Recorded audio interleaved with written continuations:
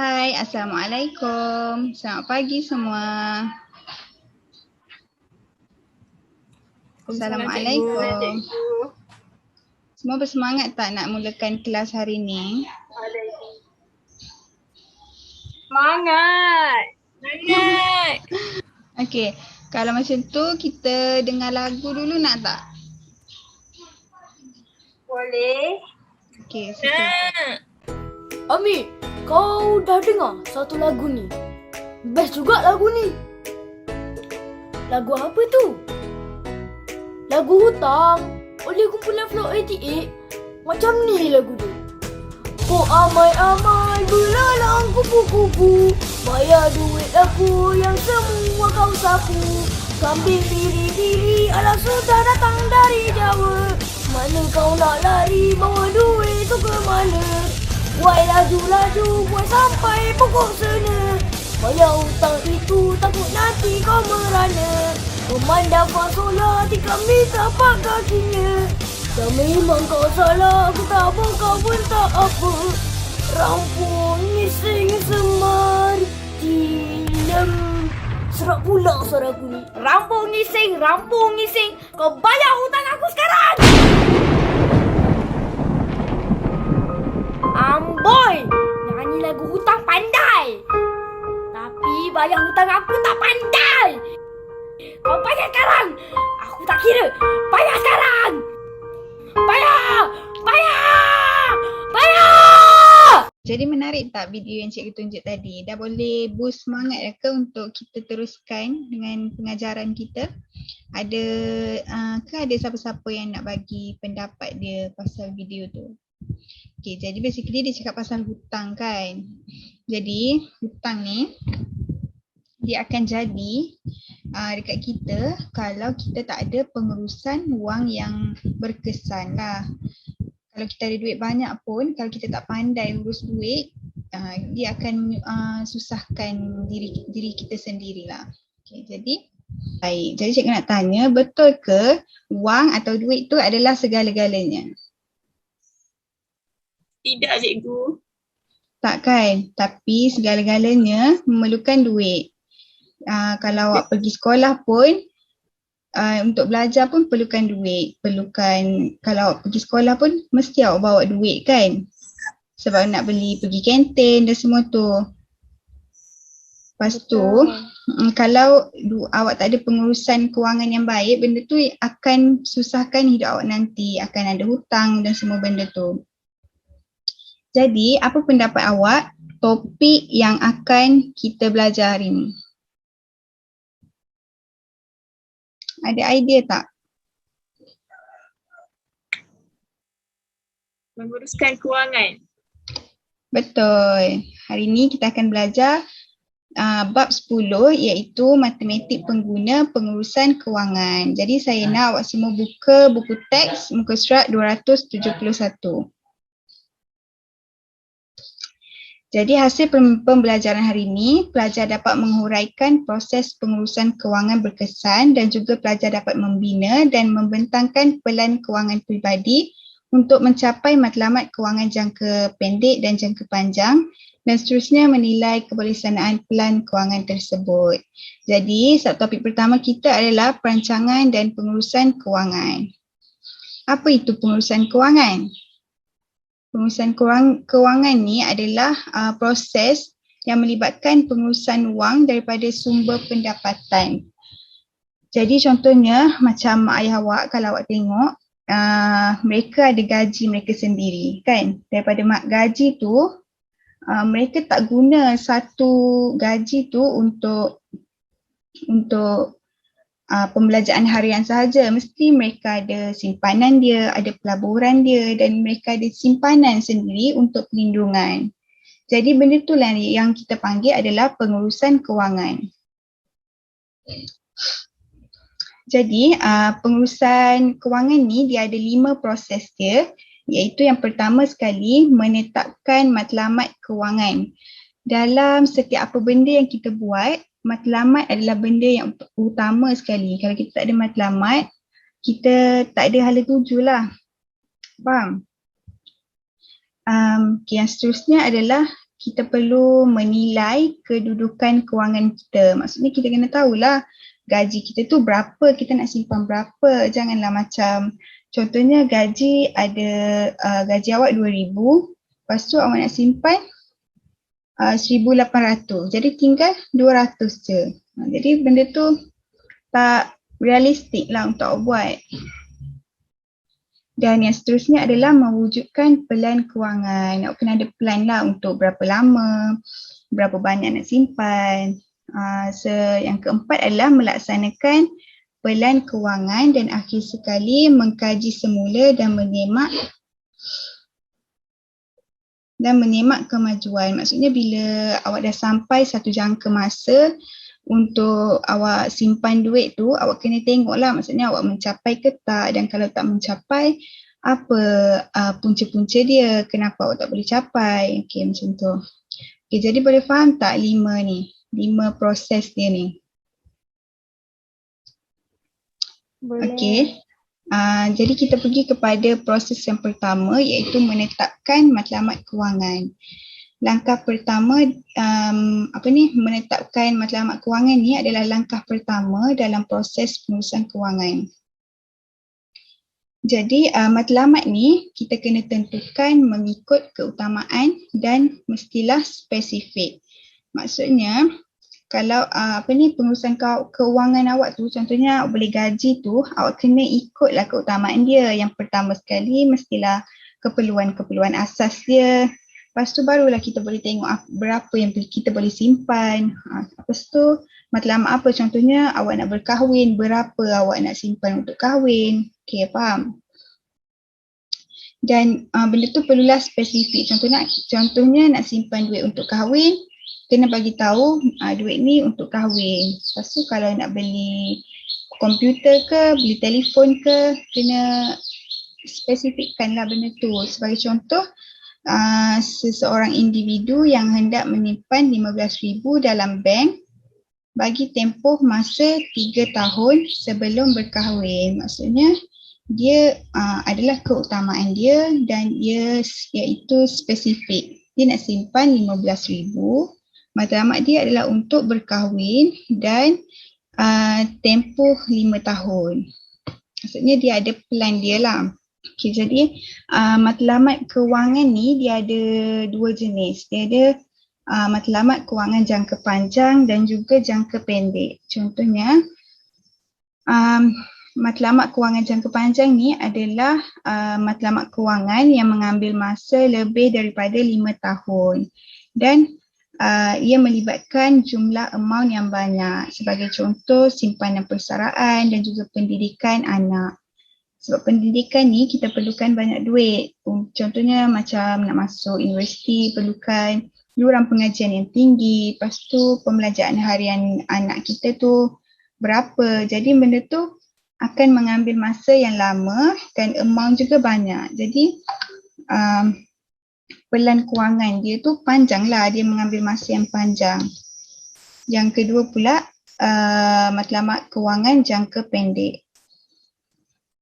Matlamat kewangan jangka pendek ni adalah suatu matlamat kewangan yang hendak dicapai kurang daripada setahun dan jumlah dia adalah jumlah yang sedikit. Sebagai contoh, nak beli komputer. Takkanlah kita nak beli komputer dalam kita nak simpan duit 5 tahun nak beli komputer. Macam tak realistik lah kan. Dia mungkin akan mengambil masa setahun ataupun beberapa bulan sahaja. Ataupun nak beli telefon, ataupun nak beli perabot-perabot rumah, dia tak mencapai tempoh masa yang lama lah. Dia mengambil masa jangka yang pendek sahaja. Jadi kita tengok kalau awak sendiri juga mestilah ada matlamat-matlamat sendiri kan. Contohnya nak beli komputer ke untuk belajar online.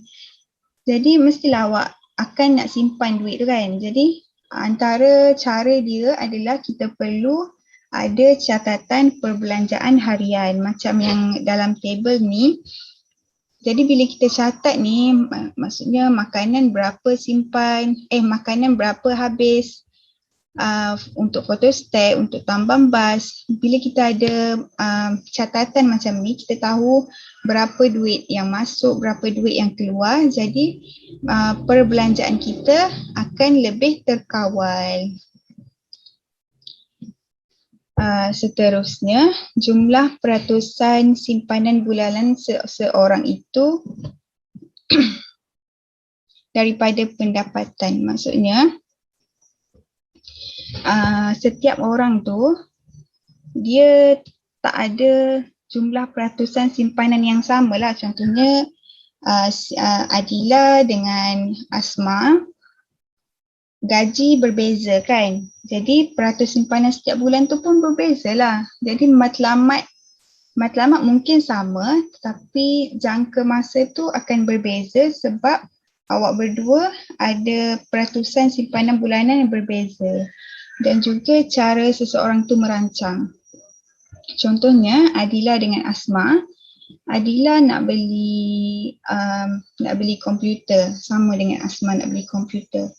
Tapi Adila ni dia ada dia plan nak simpan 100 sebulan. Asma pula nak simpan 200. Jadi agak-agak siapa yang mencapai dulu matlamat tu? Mestilah Asma kan. Jadi benda tu cara seseorang tu menyimpan juga dan tu memberi kesan lah untuk jangka masa tu. Seterusnya adalah memberikan keutamaan perbelanjaan kepada keperluan dan juga kehendak.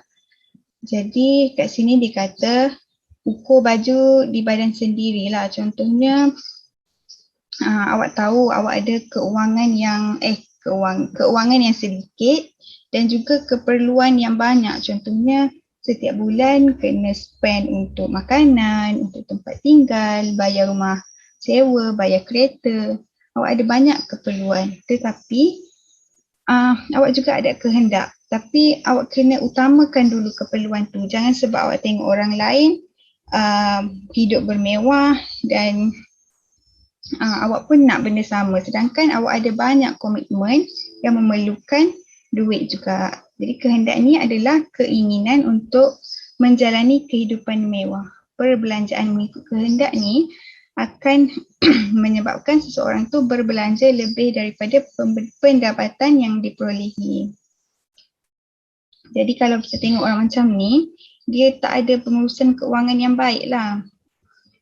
Seterusnya, perancangan keuangan yang cekap dan akan membantu seseorang individu untuk bebas daripada masalah kewangan. Contohnya kalau kita ada pengurusan baik, mestilah kita akan berhutang.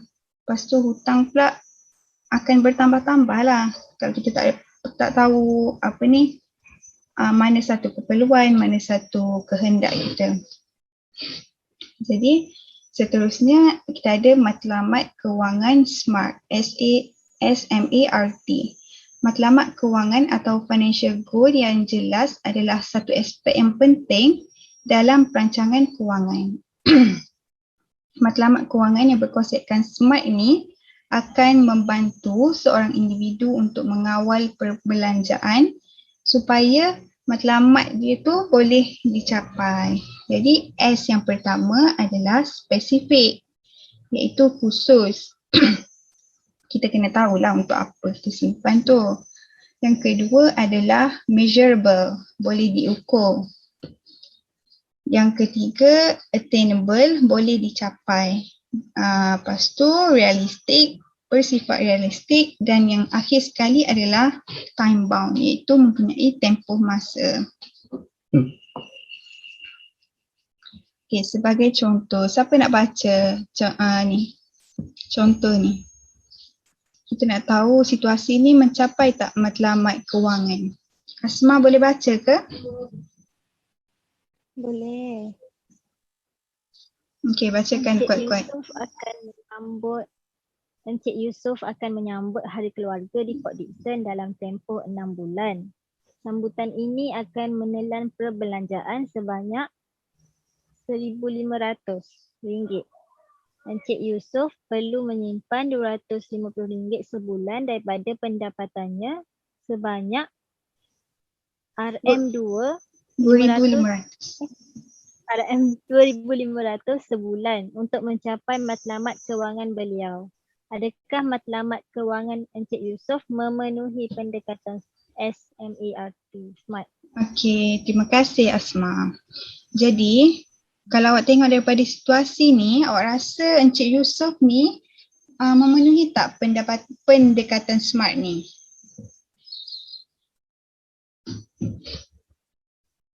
Tak ada idea? Ada, sebab dia ada tempoh masa, dia ada khusus untuk sambutan Hari Keluarga. Okey, betul Asma. Terima kasih. Jadi kita tengok dia ni khusus. Matlamat Encik Yusof ni dia nak sambut Hari Keluarga. Jadi dia macam bukannya dia matlamat dia bukan hanya bercuti tetapi dia tetapkan sekali lokasi dia.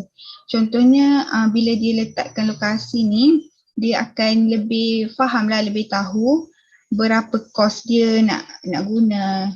Macam kalau dia pergi dekat tempat tu dengan tempat lain mungkin berbeza lah kan kewangan yang kena guna tu.